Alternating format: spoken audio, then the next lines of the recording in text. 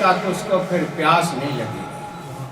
حوض کوثر کے پانی کی یہ برکت ہوگی کہ جس نے ایک بار پانی پی لیا 50,000 سال کا اتنا لمبا دن اس شخص کو دوبارہ کبھی پیاس نہیں لگی۔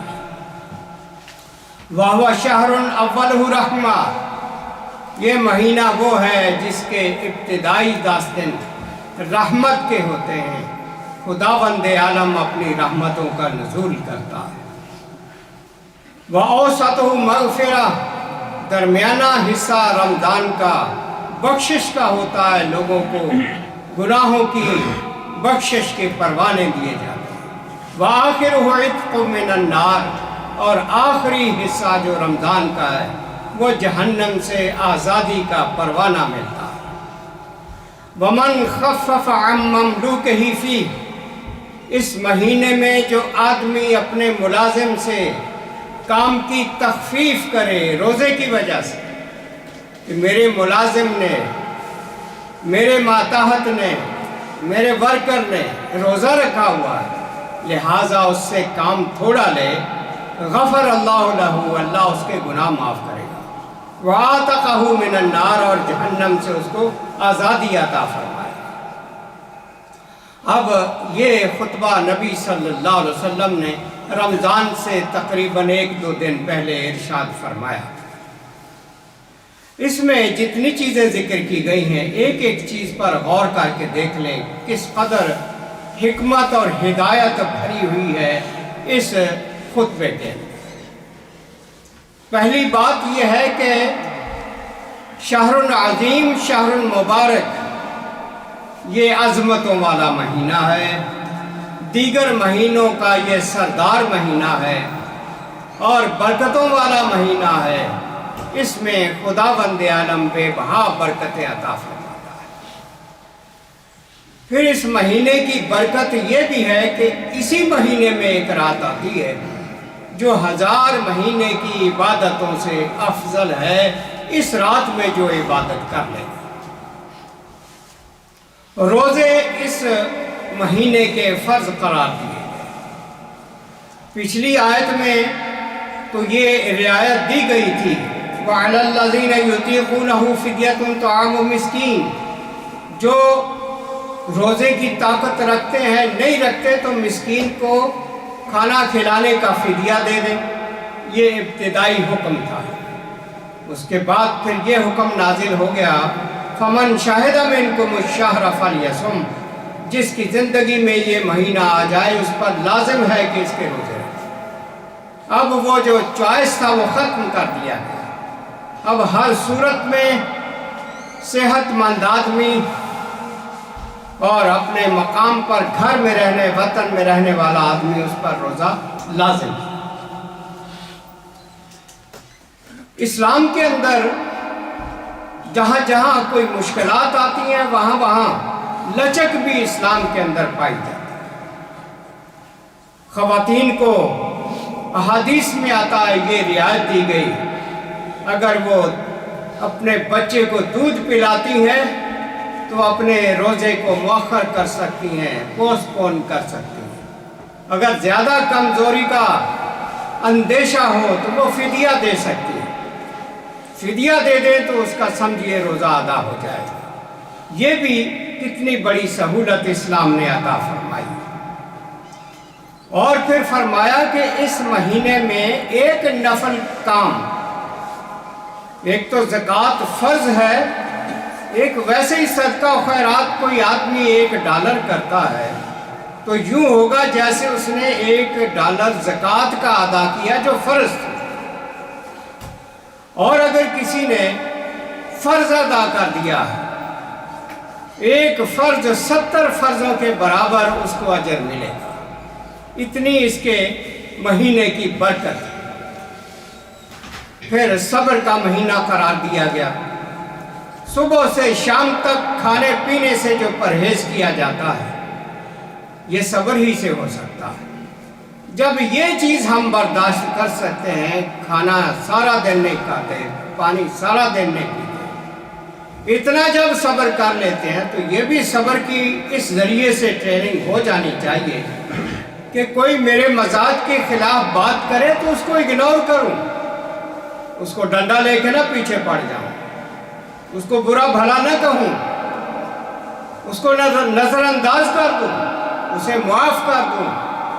قرآن یہی کہتا ہے وَيَعْفُو عَنْ كَثِيرٍ، کہ وہ لوگ اکثر معاف کر دیتے ہیں۔ ہر بات پہ گرفت کرنا، ہر بات پہ اڑ جانا، اسلام اس کی اجازت نہیں۔ مومن کے لیے نرم مزاج ہونا چاہیے، سخت مزاج نہیں ہونا چاہیے، اور یہ روزے کے ذریعے سے ٹریننگ دی جاتی ہے کہ اس سے صبر و تحمل کا مظاہرہ سیکھو، اور صبر کوئی معمولی چیز نہیں ہے، اس کا انجام جنت ہے۔ جس نے بھی زندگی کے مشکل مراحل آسانیوں میں تو ہر شخص خوشی خوشی زندگی گزار جاتا ہے، مزہ تب ہوتا ہے جب مشکلات کے اندر آدمی صبر اور تحمل کا مظاہرہ کرے، وہاں انسانیت کا مظاہرہ کرے۔ وشہر المواسات، ہمدردی غمگساری کا مہینہ، اس میں یہ ٹریننگ ہونی چاہیے روزے دار کو کہ اس کو سبق آ جائے، ذہن میں بیٹھ جائے کہ میں نے لوگوں کی بھلائی کرنی ہے، کسی کا نقصان نہیں کرنا، ہمیشہ لوگوں کی بھلائی سوچنی۔ نبی صلی اللہ علیہ وسلم نے جو صحابہ کرام کی تربیت کی تھی، آپ نے فرمایا تھا کہ مومن کبھی کسی کو نقصان نہیں دیا کرتا۔ ایک صحابی نے غلام کو کہا گھوڑا خرید کے لاؤ، وہ تھوڑے پیسوں میں بڑا عمدہ گھوڑا خرید کے لایا۔ صحابی رسول نے کہا اس گھوڑے کی مارکیٹ ویلیو بہت زیادہ ہے، بڑی قیمت ہے اس کی، تو اتنے تھوڑے پیسوں میں کیسے لے آیا؟ اس نے کہا جی اس نے اپنی مرضی سے قیمت بتائی تھی۔ نبی علیہ السلام کا براہ راست شاگرد جو تھا صحابی، وہ اپنے غلام کے ساتھ اس مالک کے پاس جا کے کہتا تو نے سستا گھوڑا بیچ دیا، اس کی قیمت زیادہ ہے، اس کی قیمت بڑھاؤ۔ وہ قیمت بڑھاتا ہے، کہتے ابھی بھی کم ہے اور بڑھاؤ، بڑھاتے بڑھاتے 700 درہم تک اس کی قیمت بڑھا دی، جو کہ 200 میں خرید لایا۔ تو پھر اس کو بقایا 500 بنے جو تھے وہ اس کو دیے کہ اب تیری رقم پوری ہوئی۔ نبی علیہ السلام نے تو یہ تربیت کی تھی اپنے صحابہ کا کہ کسی کو نقصان نہیں پہنچانا، کسی کے مجبوری سے فائدہ نہیں اٹھانا۔ ہم لوگوں کی مجبوریوں سے فائدے اٹھاتے ہیں، بجائے اس کے کسی مومن کا فائدہ کریں، نقصان پہنچانے کی کوشش کریں اور خوشی محسوس کریں۔ میرے دوستو، رمضان کا مہینہ شہر المواسات، یہ ہمدردی کا مہینہ، ہمدردی کرنا سیکھیں، دوسروں کے کام آنا سیکھیں، دوسروں کو چیٹ کرنا، نقصان پہنچانا، یہ تعلیم رمضان کے ذریعے سے نہیں ملتی۔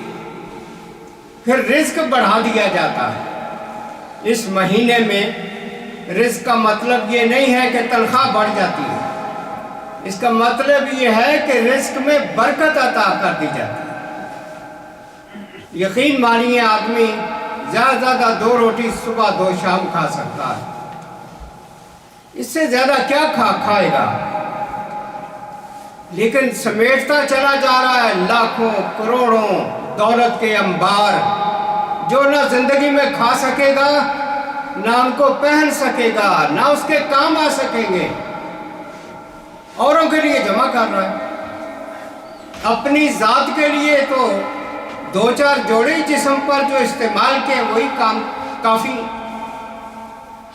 لیکن کلازٹیں بھری ہوئی ہیں، کسی غریب کو بھی دینے کی ہمت نہیں ہوتی کہ اتنے جوڑے پڑے ہوئے، ان کا سال میں نمبر بھی آئے گا پہننے کا کہ نہیں۔ جوتوں کے جوڑے اتنے گھروں میں پڑے ہوئے، اتنا اکٹھا کیا ہوا ہے جو ہمیں ہنڈانا بھی نصیب نہیں۔ تو میرے دوستو، یہ سوچ جو ہے نا تنگ نظری کی، کہ کٹھا کرو، کسی کو نہیں دینا دکھانا، کسی کو نہ پتہ چل جائے۔ یہ ذہنیت یہودیانہ ذہنیت، ہندوانہ ذہنیت ہے، مومنانہ ذہنیت ہے۔ خداوند عالم سے دعا ہے کہ جس طرح صحابہ کرام کو آخرت کی زندگی پر پوری توجہ اور فوکس کرنے کی توفیق نصیب کی تھی، ہمیں بھی اس کا کچھ حصہ نصیب ہو جائے، ہم اپنی آخرت کی طرف بھی کوئی توجہ کریں۔ ساری توجہ اس دنیا پر، ساری توجہ اس بات پر کہ میں سب سے زیادہ مال اکٹھا کر لوں، سب سے زیادہ پراپرٹی اکٹھی کر لوں۔ بچے ایک دو ہوتے ہیں اور پراپرٹی اتنی اکٹھی کی جاتی جیسے ہزاروں بچے ہوں۔ یہ کیفیت ہے، یہ سوچ ہے۔ خداوند عالم ہماری سوچ کو درست فرمائے۔ اس رمضان کے مہینے کی جو حقیقی برکتیں ہیں، اللہ ہمیں ان کو اویل کرنے کی توفیق نصیب کرے۔ ایسا نہ ہو کہ رمضان گزر جائے، ہم ویسے کے ویسے ہی رہ جائیں اور ہماری بخشش نہ ہو سکے۔ خدا ہمارے گناہوں کو بخش دے، جو کچھ کر بیٹھے ہیں اس سے درگزر فرمائے، اور آئندہ ہمیں نبی علیہ السلام کے اور صحابہ کے راستے پر چلتے رہنے کی مرتے دم تک توفیق نصیب کرے۔ اقول قولی ھذا واستغفر اللہ لی ولکم ولسائر المسلمین۔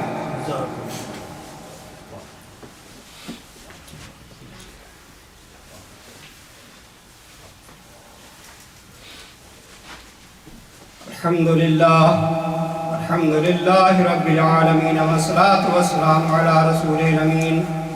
اما بعد فیا معاشر المسلمین، اعوذ باللہ من الشیطان الرجیم، بسم اللہ الرحمن الرحیم۔ قال اللہ تعالی فی کلامہ الکریم، ان اللہ وملائکتہ یصلون علی النبی یا ایہا الذین آمنوا صلوا علیہ وسلموا تسلیما۔ اللہم صل علی سیدنا و مولانا محمد بعدد من صلی وصام۔ اللہم صل علی جمیع الانبیاء والمرسلین وعلی سائر الصحابة والتابعین وعلی عبادک الصالحین۔ اللہم اید الاسلام والمسلمین۔ اللہم انصر من نصر دین محمد صلی اللہ علیہ وسلم واجعلنا منہم، واخذل من اعرض عن دین محمد صلی اللہ علیہ وسلم ولا تجعلنا منہم۔ اللہم ارنا الحق حقا وارزقنا اتباعہ، وارنا الباطل باطلا وارزقنا اجتنابہ۔ اللہم ثبتنا علی الاسلام، اللہم نور قلوبنا بنور الایمان۔ اللہم اغفر للمؤمنین والمؤمنات الاحیاء منہم والاموات۔ عباد اللہ رحمکم اللہ، ان اللہ یامر بالعدل والاحسان وایتاء ذی القربى وینہی عن الفحشاء والمنکر والبغی یعظکم لعلکم تذکرون۔ اذکروا اللہ یذکرکم وادعوہ یستجب لکم، ولذکر اللہ تعالی اعلی واولی واعز واجل واتم واہم واعظم واکبر۔ صفحے بنا